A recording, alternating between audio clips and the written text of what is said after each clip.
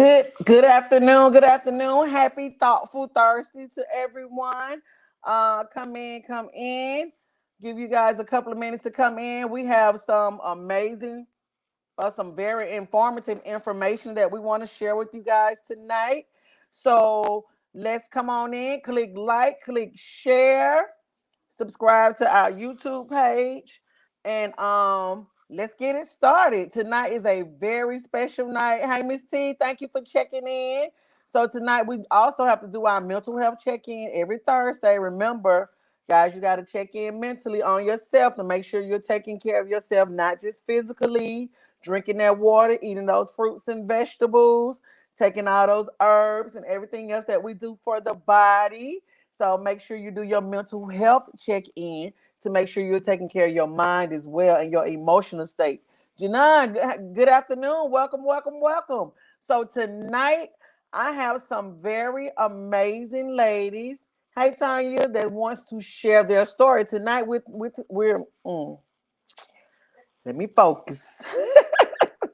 Tonight we're discussing caring for aging parents. Um, and then caring for aging parents with dementia. So when we get a certain age in life, it's life. I mean, nothing we can do about it. It comes a time, if you're blessed, it's going to come a time where it's our turn to take care of our parents. So we have some ladies here that's going to share their story with us. So you guys, if you have any questions, any comments, we're talking about dementia and Alzheimer, the difference, and caring for our aging parents. Please put it in the feed. Show our guests some love. And let's get started. Come on from backstage, guys. Hello. Yes, this is Miss Sylvia and Miss Mary Ann. That's right, right. Hey. Yeah, I remember your name. And if you guys work with me, you should know that that is Miss Carol. Miss Carol is in the Hey, building. Carol. I want to personally thank you so much on behalf of Live It Out Inc. for joining us and to share your story because when you share your story, it helps somebody. Yeah. It definitely helps somebody. Yeah. So, what we're talking about tonight is caring for our aging parents. Now, Mm, you know, in life, by the time we start hitting late 40s, 50, or however old it is. You know, life changes. Yeah. Life changes. You're trying to mm, balance a husband, you're trying to balance kids, a job, taking care of mm. home, and then it's you got to take care of your parents. And it just comes out of nowhere. You never know when. Sometimes you can see when they're getting sick, or sometimes you just don't know. Like for me, and I'm gonna start it off because when I had to take care of my mom, I was like in my 30s. I was like in my 30s, 40s, and then it wasn't so bad because she was only suffering with anxiety.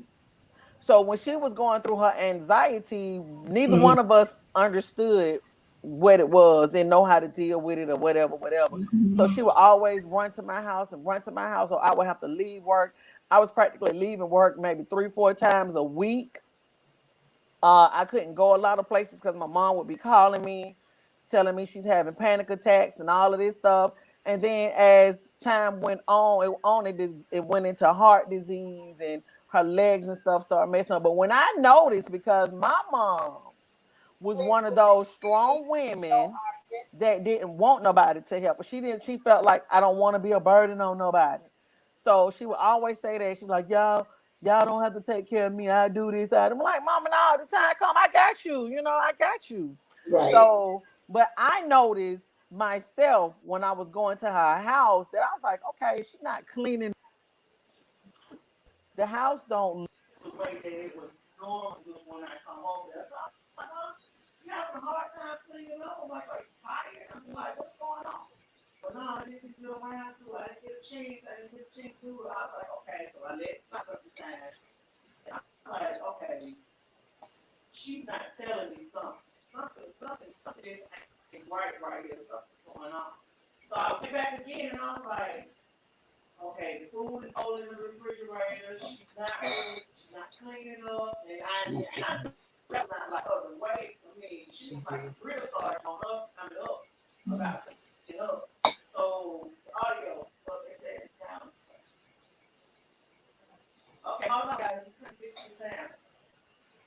Yeah. Can you guys hear me? No, No, they can't. we can't hear you.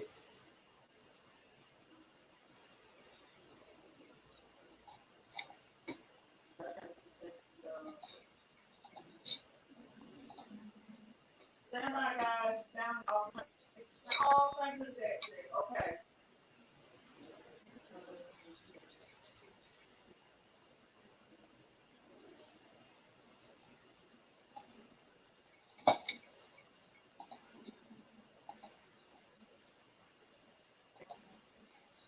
Can you guys hear me now? Mm-mm.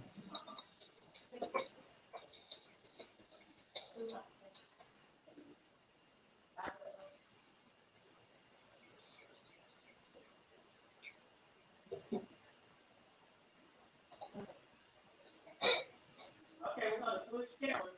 Hold on, 1 second, guys. Trying to get the sound.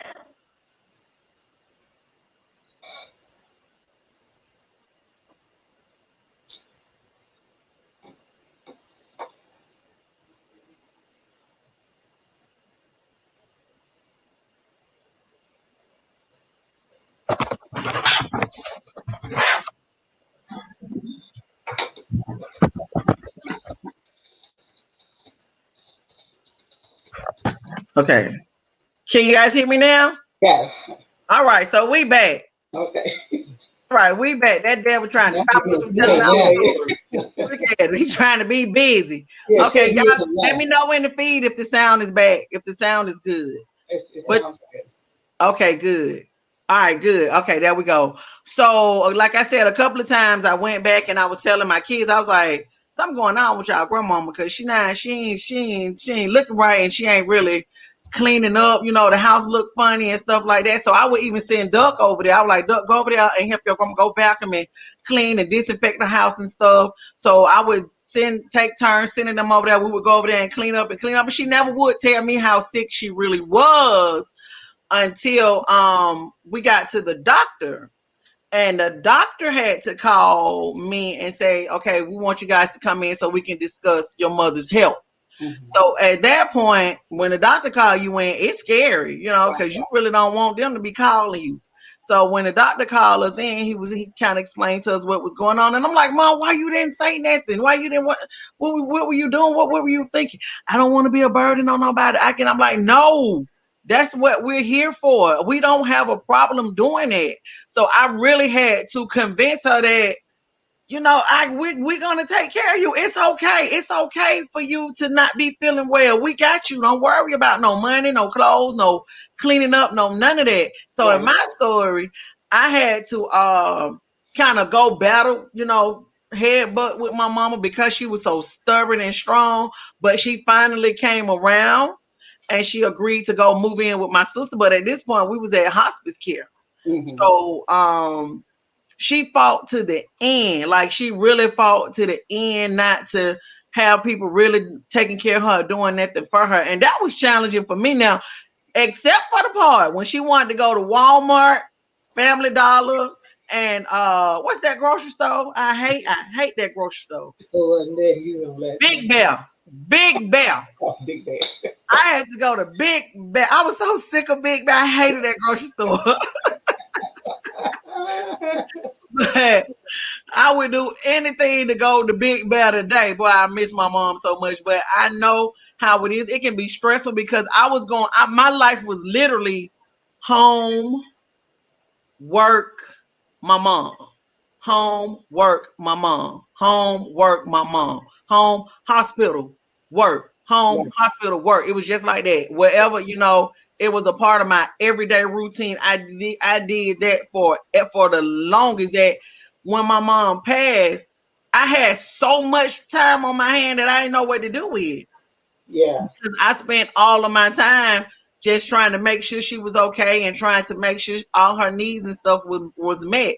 So caring for a parent, I know it's challenging, but it's worth, to me, it was worth every time, every minute, every second that I spent. I enjoyed it. We fussed, we laughed. That lady, she thought I was a kid. So I still got fussed at. I still got hit on. She would hit me, pinch me, and I'm like, what is wrong with you? What you doing? You do know I'm a fully grown woman. I don't care nothing about that. You can still get it. So it was all of that. But I do remember caring for my mom. So if you're lucky and your mom is still here, don't even think twice about it. Exactly. Don't even think twice about it. Don't even think twice about it. So I'm gonna let you guys kind of share your story, and we'll keep it going. So Miss Sylvia, I want you and Marianne to go first. Oh, okay. Well, thank you, Janet and Duck, for having us to come on the show. We have experienced dementia, Alzheimer's, live and in living color. My dad was diagnosed about 3 years ago, but prior to that, probably about 4 years, probably was having symptoms. Mm-hmm. So he was doing strange things around the house, and that was before my mom moved in with us. So I would say, well, Mom, you've got to keep a log. If he's doing things, you just need to start writing it down, because being in the medical field, I figured it was kind of like dementia, some of the things that was happening. Very suspicious, agitated, just inquisitive about everything.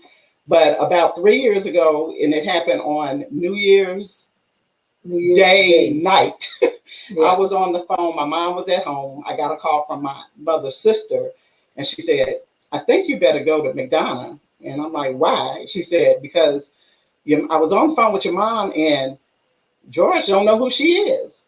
And I go, huh? She said, he doesn't know who she is. He says she's not supposed to be there. And I'm thinking, what do you mean? So we're about 15 or 20 minutes away. Okay. And this was, I believe, 11 o'clock at night. So we hurry up, put on our clothes, get to McDonough, and we walk in the house, and he's trying to put her out of the house at 11 o'clock at night, because he doesn't know who she is. And it's like it happened all of a sudden, but it didn't happen all of a sudden, because there were signs that we saw. But this particular incident, he just didn't know who she was. So I was like, you know what, we're going to the emergency room, because I mean, when he looked at me, he knew who I was, but he still did not know who his wife was. Wow. And we were like, well, who is this? And he goes, I don't know. But she said he was trying to put her out. He was trying to tell her, you got to get out of here before my wife comes home. Yeah. So we go to the emergency room. And so all the way to the emergency room, we had him in the back seat, and I'm saying, okay, so who is she? He goes, I don't know. I said, well, who am I? But then he called my name.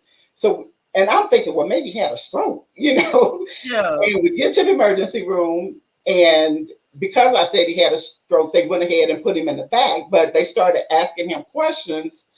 But all of a sudden he knew who she was. Okay, so it just came back. He playing tricks on me, But some of the questions he could not answer. They asked name, date of birth, do you know where you are, who's the president? And some he would answer correctly, and some we won't. So that night they just did a full workup, and he ended up staying in the hospital for about 3 or 4 days. And that's when we finally got the diagnosis of Alzheimer's. So it was a shock. It was a big shock, because all those years that we were kind of noticing some changes, and him getting irritable about just little things, getting upset about things, walking through the house during the night and maybe accusing her of different things. We just kind of thought that maybe it was, but then when you got that definite diagnosis, that was truly a shock. So now that's been 3 years ago. Now they're in the house. So he has got in his car at 4 o'clock in the morning, and have driven from McDonough, Georgia, all the way over to near the zoo. He got in his car and drove at 4 o'clock in the morning, because he left home without her knowing. It's like he snuck out of the house. Yeah. And all this time now, mind you, he was still working. Now he had gone back to work after 20 years after he retired. He went back to work and still worked another 20 years. And he thought he was going to work, but made a wrong turn and ended up in Atlanta. So we get a call at 4 o'clock in the morning. And my husband's number is the first number on his phone. So he calls my husband 4 o'clock in the morning. And we're like, okay, why are you calling us? He goes, well, we're like, where are you? He goes, I'm at McDonald's. So we could hear a lady's voice. Well, my mom called and she was talking to the lady. So the lady said, well, ma'am, he don't need to be down here, because my mom said, well, who are you? She said, well, I'm in front of the McDonald's, but something's just strange about him. And she said, he doesn't need to be in this area. And we explained to her, that he had some issues going on and if she could call the police. But in the meantime, we called the police. Exactly. Said, well, I'm going to stay with him until the police come. And so we hiked on. We went on down to Atlanta, and the police was there, and just thank God nothing happened, because there were some guys there trying to get him to take them somewhere. And that was in a bad situation at that time. So that's just one of the incidents. And then one more time he left home after we had taken his keys, which he didn't want to give up his car, but we had taken his keys, and he left the house at 11 o'clock at night, and he walked for about a mile to a service station he used to go to. And there again, he calls my husband on the phone. That's the first number that was there. Where are you? He goes, well, I'm down here at the Shell station. And I'm like, I'm trying to think like, oh God, the Shell station, that's the way I go home from work. I said, that's a long way. I'm like, okay, we got to get in our car. So I had to call the police again. Yeah. I came and stayed with him until we got there. So after that, we took the keys. So that was it. And it has been really. Yeah, 3 days after that, we took him to the doctor, and that's what they told he had. Alzheimer's. Yeah. So it's been a rough ride. But now they're here with us. I'm helping her out with him, because they moved in about a year ago with us, and it's been hard sometimes, and it's more hard for her. You know what I'm saying? Because she's the one who had to deal with him 24/7 every day. Yes. And of course, I would stop by there on my way home, and just certain things would happen. It's different. It's very different. Okay. Oh. Thanks for sharing that, and I'm so glad they're with you, Miss Gibby. I'm so glad. I am too. I am too, because I wasn't. Even though I knew what was wrong with him, and I saw things when I got home from work. It's different when you live with them. Yeah. All day, all night, and you get to see those changes and things that they do. And that's hard to watch. That is hard to watch. And weekly or daily, just they lose different things that they can do. Yeah. And a couple of days later, they can't do that anymore. So that's been difficult, So me and God, I got really good friends now. Yeah, I know, right? Good friend with the Lord. I know, right? Sometimes you think it's something wrong with you.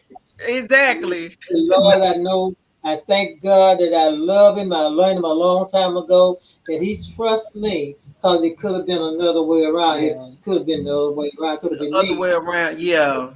So,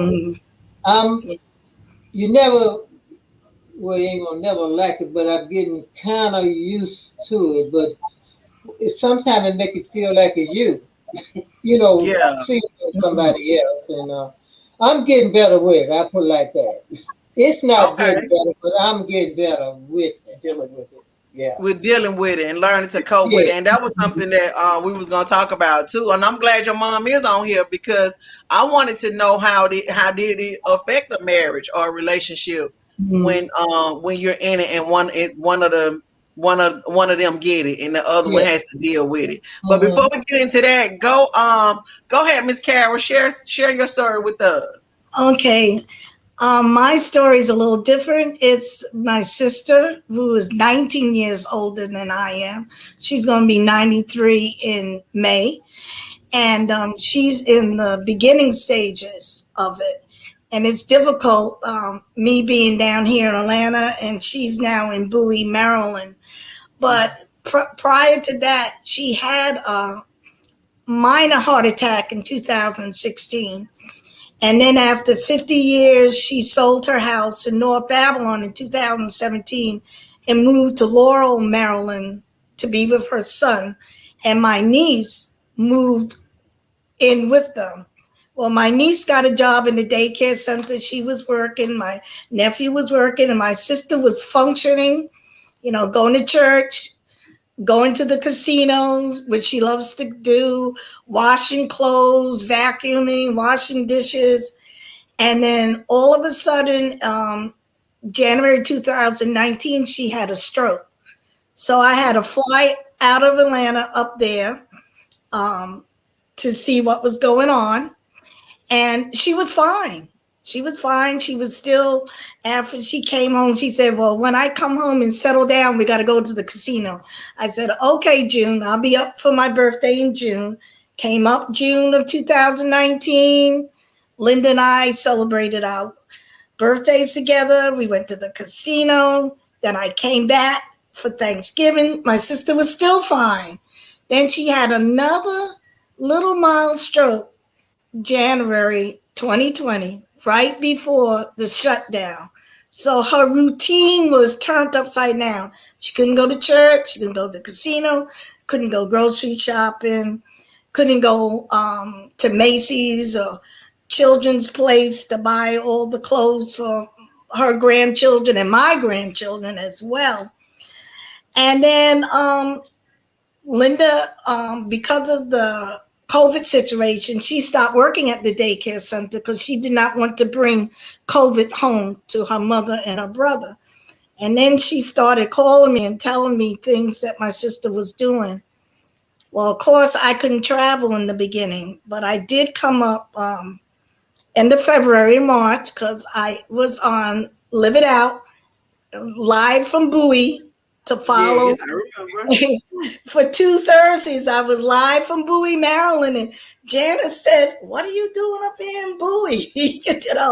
But I did come up because I wanted to see it. I knew what was going on.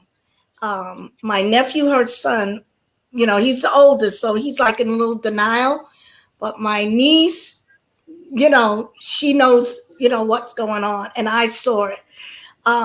One of the signs is that she said to me, she called my name. She said, Carol, I don't believe Charlie and May. Now, Charlie and May is my late sister and brother. All right. I don't believe Charlie and May just told me that Mama and Daddy died in 1949. So I know from other people who parents had dementia or Alzheimer, you don't correct them. I'm not going to say, oh yeah, Mama died in 1979 and Daddy died in 1990. I just said, yes, Ruby and Charlie died. Yes, like that. And I kept saying, why? She said 1949. But my older sister had her firstborn child was born in 1949. So I figured that was what the connection was for 1949. She does not ask about her late husband, my late husband, and my other brother-in-law that passed away. But she will ask about my mother-in-law. She goes, how's Mrs. Tucker doing? I said, oh yeah, Grandma Tucker died. And then she'll pause and she said, yes, you're right. So some of that part there. And then she does get upset with Linda. She will tell her she's driving the wrong way. You're not taking me back to North Babylon. Why are you taking me to this house? It's not my house. So that's another part. And then she be calm and collected. She didn't have those outbreaks of yelling at Linda when I was there. But like when Linda and I are talking and they're in the car, that's when she'll tell her that you're not following, the little GPS thing talking to her. And she questions about the house. So they're going to be moving again. And that's my fear, that she's going to be moved again.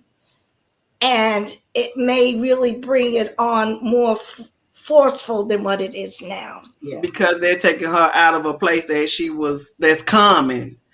Right. And she was comfortable in. Yeah. Oh, okay. Yeah, because after 50 years, when we moved to North Babylon, and then, she agreed to sell the house because, my nephew felt, after that little minor heart attack, maybe it was time for her to move in with him, And she was okay in Laurel, but it looked like when she moved again now to Bowie. So I'm fearful that when they move again, something may trigger it worse. Trigger it Okay. again. So before we go any further, let's talk about the difference between dementia and Alzheimer. So when I was doing my research and I was just reading, I'm not a doctor, practitioner, psychiatrist, psychologist, none of that. So when I was reading that dementia is more of a syndrome, and it starts to affect, it comes like they were saying memory loss comes with aging. Mm-hmm. You know, like the older you get, sometimes we're gonna, we get forgetful and things like that. But when you develop dementia, it makes it like 10 times as worse than what it would normally be. And it's to the fact that you can't function daily. Like you start to lose things that you would normally do every day. You forget to do things that you would normally do every day. Right. And then I was reading that Alzheimer was actually a brain disease that constantly attacks the brain. Yeah. So did they go from dementia and then develop Alzheimer, or was your dad like diagnosed off the rip with Alzheimer? Yes, he was diagnosed with Alzheimer's.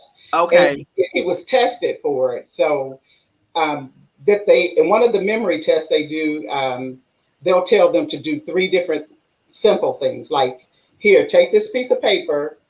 After you I want you to tear it in 2 pieces. Then I want you to get that paper and put it on the floor.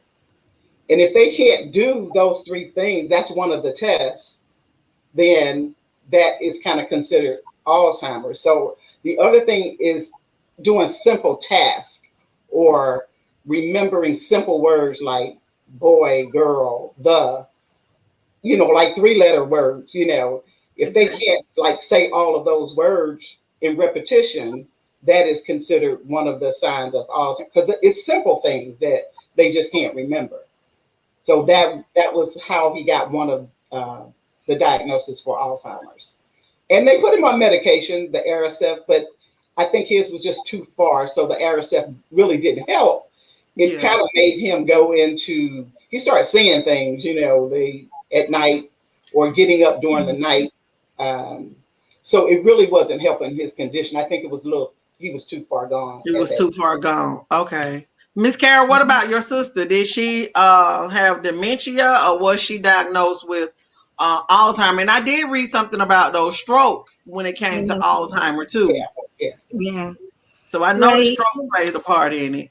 Yeah, but she passed the memory thing, the test, because Sylvia was talking about, was asked the president, and of course they asked her who the president was, and she said, "Oh, you mean number 45?" She wouldn't call his name, and she would like me. And the doctor laughed. She said, "He's not my president. My president was President Obama." And that's how I feel about that situation. So and then, those 3 little words that they give me every time I go to Kaiser, because I'm in that age group. I said, "Can't you give me 3 different ones? Because I got this memorized." Yeah.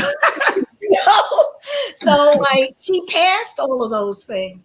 But now the little things are coming on, she's really talking about my mother and my father more and more and more. But I noticed at the house, she looked at the wedding picture and she looked at it, she looked at herself, my brother-in-law, my parents, and my brother-in-law's parents.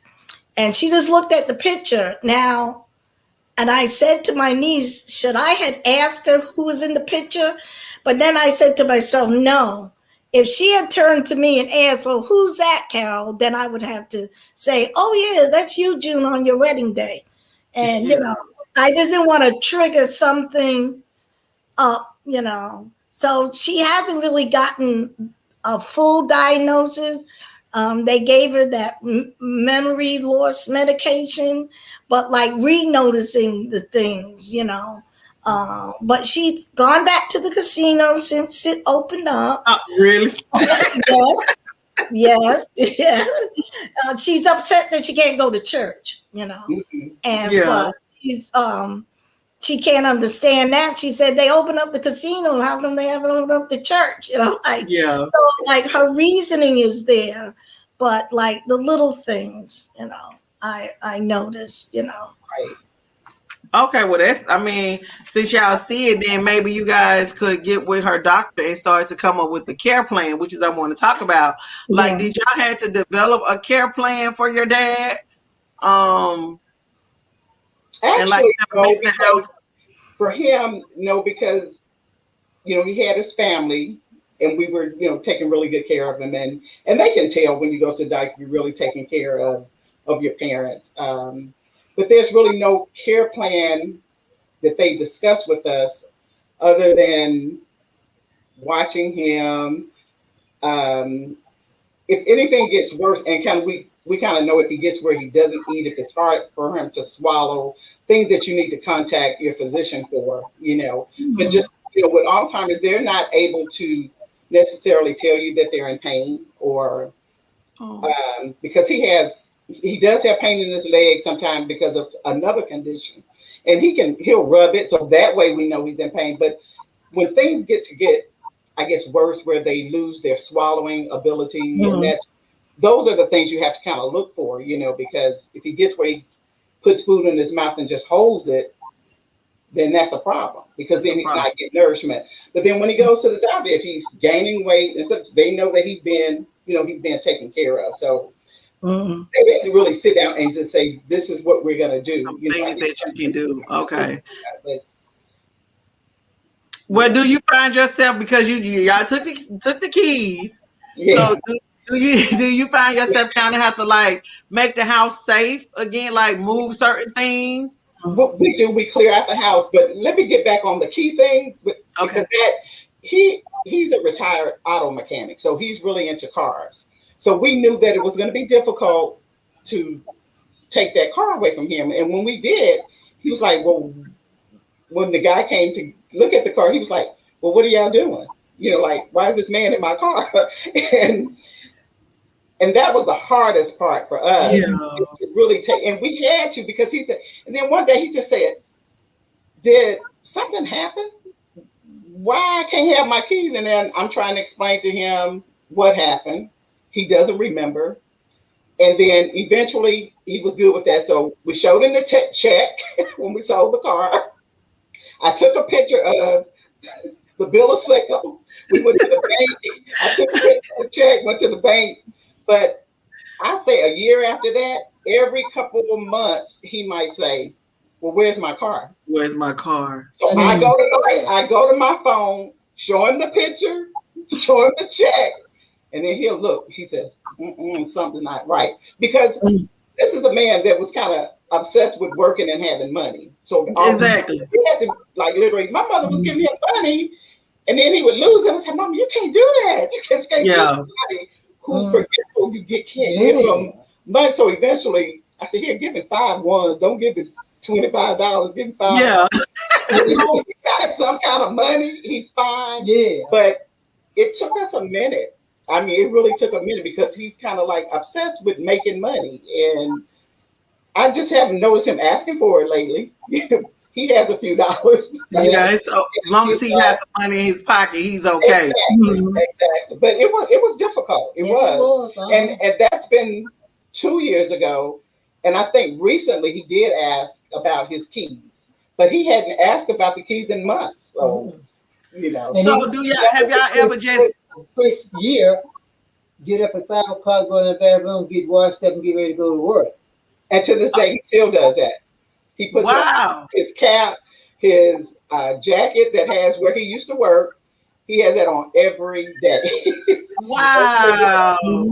So, he still got that working thing. Yeah, it's about going to work. And then going to work. You've heard of sundowners, right? Because they have the sundowners. And that's kind of one of the things he's always talking about. I got to go to work and I got to fix this. because he's used to fixing cars. So he's telling you the story of things he's got to fix. But that happens daily. Yeah. Oh, so he goes through that every day? He goes through that every day. Okay, because they was talking about how they may repeat things over and over and over again. Yes. Mhm. Mm-hmm. Oh, okay. So have y'all ever thought about just giving him some keys to have? No, that's a good idea because I got a bunch of them I need to do that. Let me write that down. But wait a minute now, because he might not fall for it. He gonna be like, these ain't my keys. I'm thinking they'll give him some keys. He tried to get out the door and get to the car. Yeah. We can't go into that. He can't do that. Yeah. Mhm. So let's talk about the emotional change, the emotional part of it, because they were saying that some of the emotions of sadness and depression or feeling of losing control, like you were just saying, he's such a working man, a hard working man, and he used to making money and providing for his family, and that's what's just stuck in him, that I need to go to work. Exactly. I need to get this money so I can take care of my wife and my home. Right. Yeah. So he feeling that loss of independence Mm-hmm. and that loss of control, Right. and that anger and frustration and confusion. Right. So He has has he all of that. Yeah. a lot of those? All that, uh-huh. And he has all of it, and each day is different. Some days he acts like a child, he's excited, and we talk to him like he's a kid, you know, and he's just really happy-go-lucky. And then some mornings he'll wake up, and after he eat, you just might see him just sitting there, just kind of like staring, you know. Mm-hmm. Kind of have to say something, kind of get him out of his thought processes. But I think it's a portion of depression, you know. I think, Yeah. I think With that's him. with him, yes. Yeah. Okay.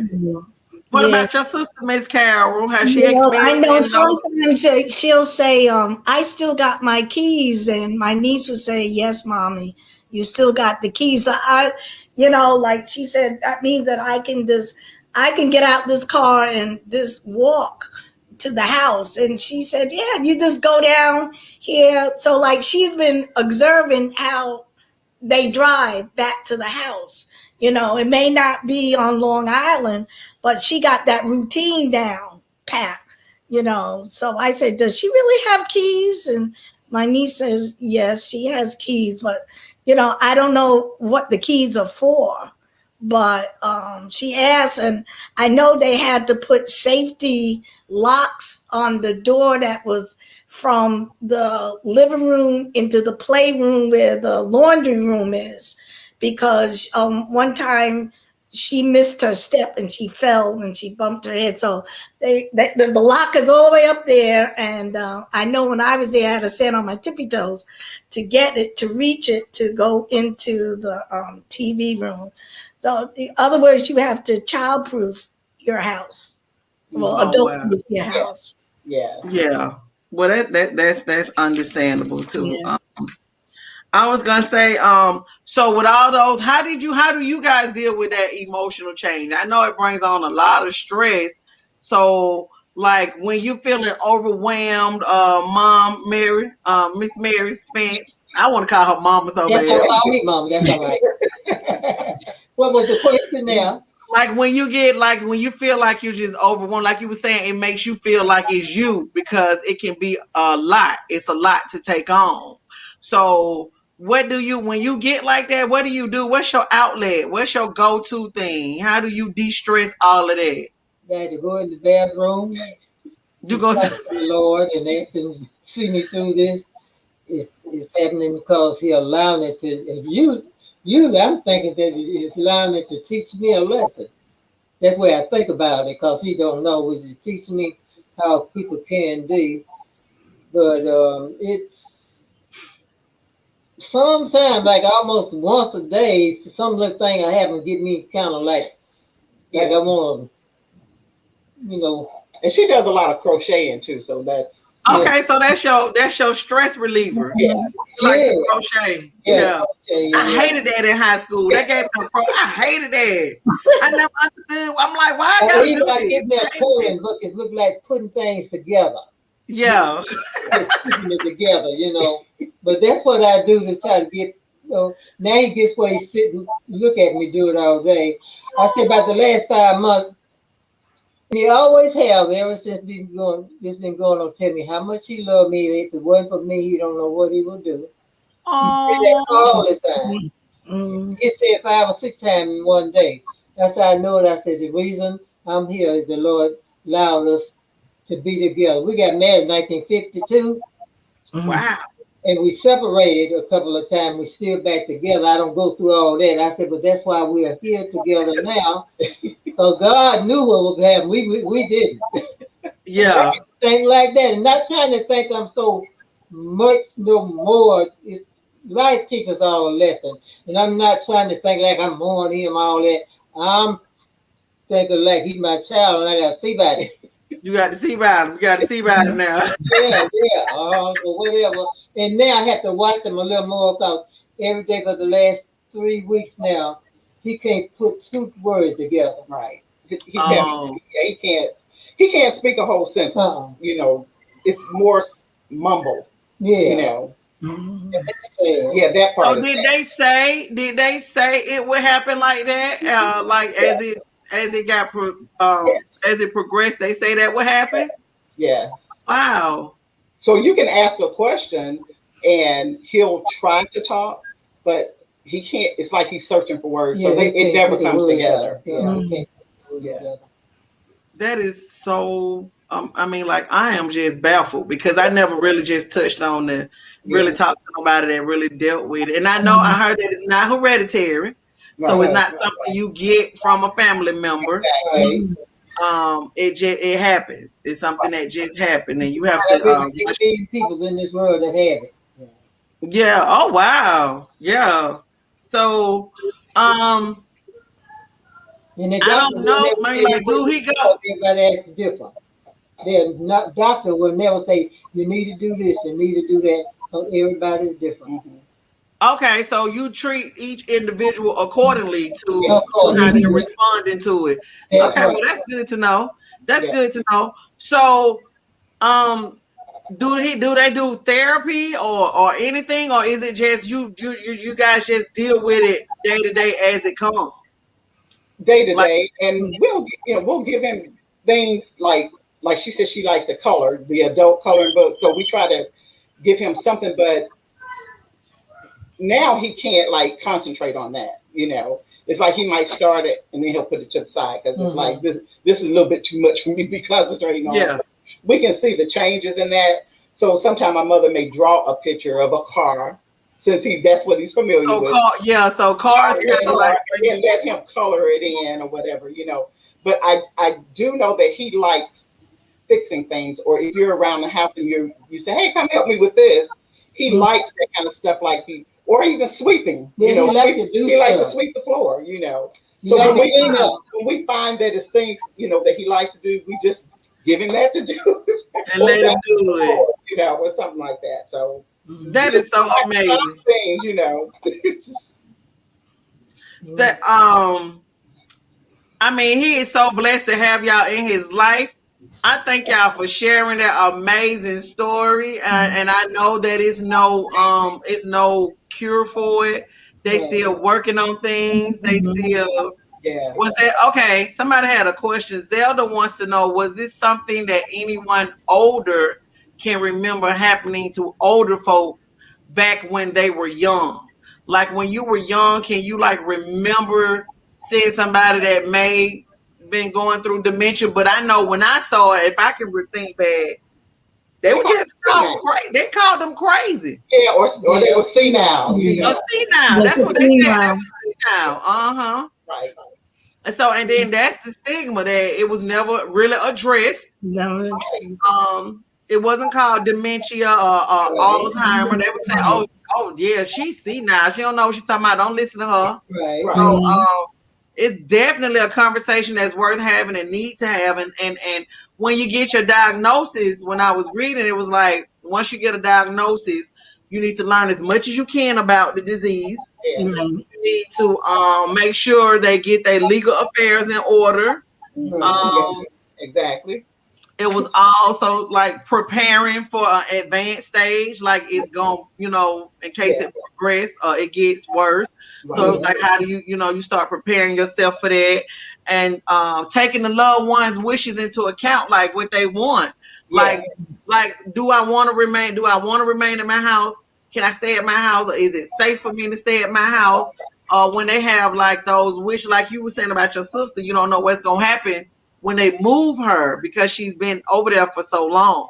Mm-hmm. So they was like, you have to take who will manage my money, who will treat me, or their treatments of things that I'll be comfortable with. So you got to know your dad, know your sister, and know how they would feel about that, and take some of their wishes into account. Of course, driving the car is not safe, so Dad, we're gonna have to get rid of the car. Right. But we can the doctor have to tell him that. Mr. Spence, you cannot drive anymore. Because I told the doctor, he keeps wanting to get his keys. He said, I'm gonna have to have. He said, I can take your keys away from, call the DMV and just not renew your license. Yeah, you have to stop driving. So that took a minute. That did. Yeah, that took a minute. Okay, so that was probably the hardest thing to do was to take his car and his keys away from him. Exactly. Okay, so and we talked about planning for the home to be safe, like putting the extra locks on the doors if you got a parent. But you gotta put locks on the door for these little children too. Cause my grandbaby opening doors and everything. I'm like, oh my goodness. Yeah. So you got to safety proof your home. And like you said, it's no concrete way. You have to deal with each person according to where they are at, because it's different stages of dementia. It's like it's over 100 stages of dementia. So it depends on what stage that person is in, or if they're in full-blown Alzheimer. So you just have to learn as much as you can. When your parent get that diagnosis, you need to get to work. Know that it's gonna be work. Exactly. But knowledge is power. I always say that. The more you know, the more you can do, and you can grow with this stuff, and you will learn. It'll help you better. Like instead of being so stressed out, you're okay. So I know they're gonna do this. Right. So I'm kind of prepared. Right. It won't happen. Okay. Up walking now. All right. Okay.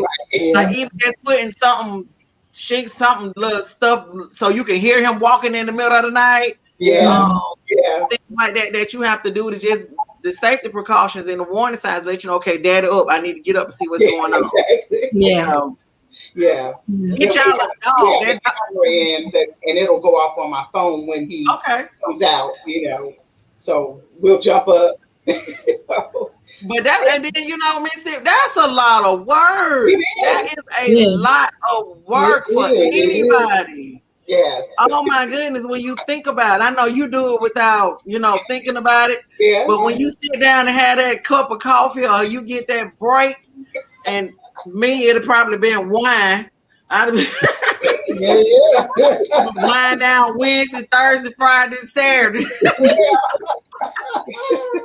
You'd be like, whoa, this is tough. But your spiritual faith is keeping you going. Always trust God. Always trust God.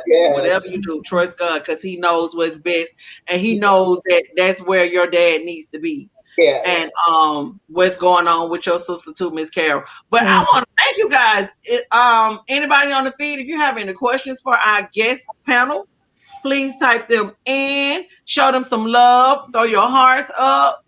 This was very interesting. Now see, once Doug give me a topic, I go all in. So I got to go read some more and try to learn some more information, because I see a lot of research. They're trying to do a lot of research and trying to find some stuff to help our senior citizens, because we need our roots. We need them to be strong-minded to tell us, what we don't know. So we need that history to be strong. Right. So do you guys have any last words for our panel that's taking care of their parents or their loved one, their spouse or sister? I just say, if you see them having anything out of the ordinary that they're doing, I'm trying to think back of things he used to do. If it's just not like their personality and it sends up a red flag, you go, oh, that's strange to do.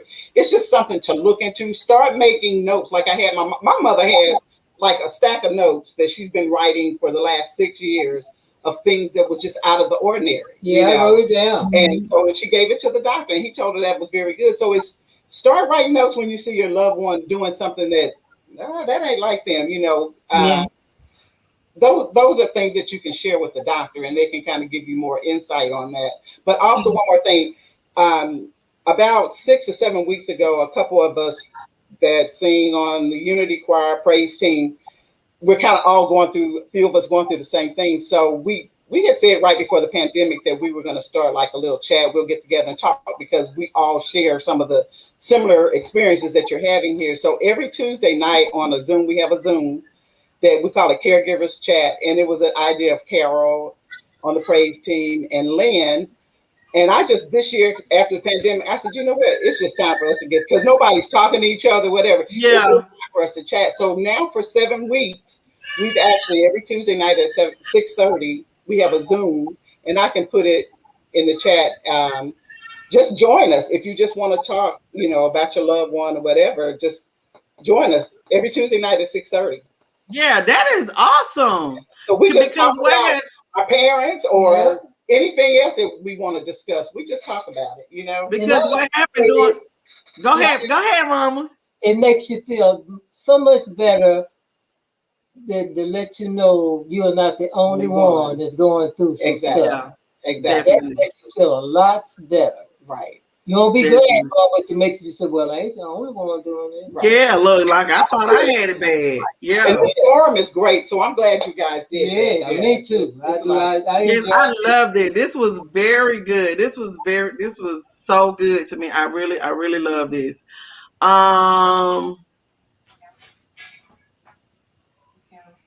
Miss Carol, did you want to say something to them about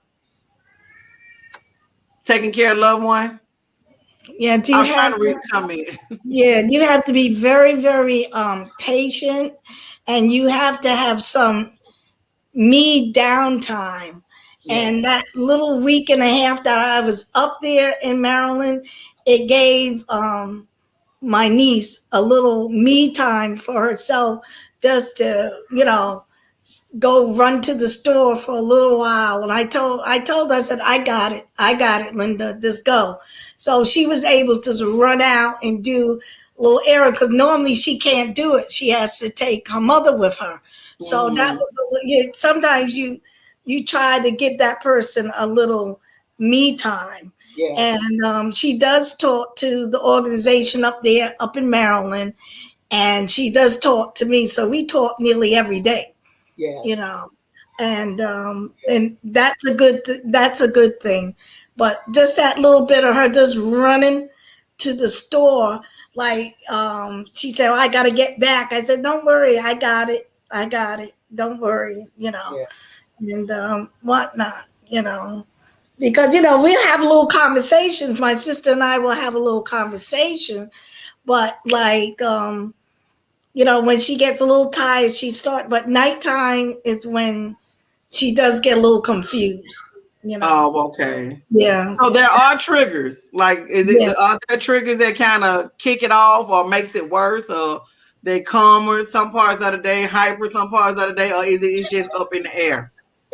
It can happen any time of the day. Yeah, it goes up and down. Up and down. Okay. From 1 minute to the other. Exactly. Oh, okay. Oh, that just sounds so exhausted. Oh my God, my prayers and heart are with you guys. Hang in there. Thank you so much for loving on him. Yeah. Because what happened in this pandemic, a lot of our older generation suffered. A lot of our older generation suffered from that. And I think a lot of them that didn't make it was loneliness, heartbreak, just not being loved on, couldn't see nobody, talk to nobody. Yeah. They really, really had a hard time going through this pandemic. Yeah. So I'm so glad Mom and them are there with you. Yeah. So they can hear life and see life. Exactly. And be that child. Yeah.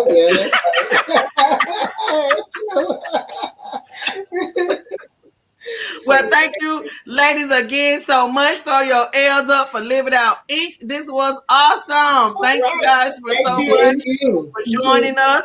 Next week on Live It Out, we will have an author and speaker, Daryl Hall. He's gonna talk about faith and stress. So this ought to be real good. So make sure y'all join us next week for Faith and Stress. Thank you guys so much. I love you guys. Thank you for having us. Take care of your loved ones. All right.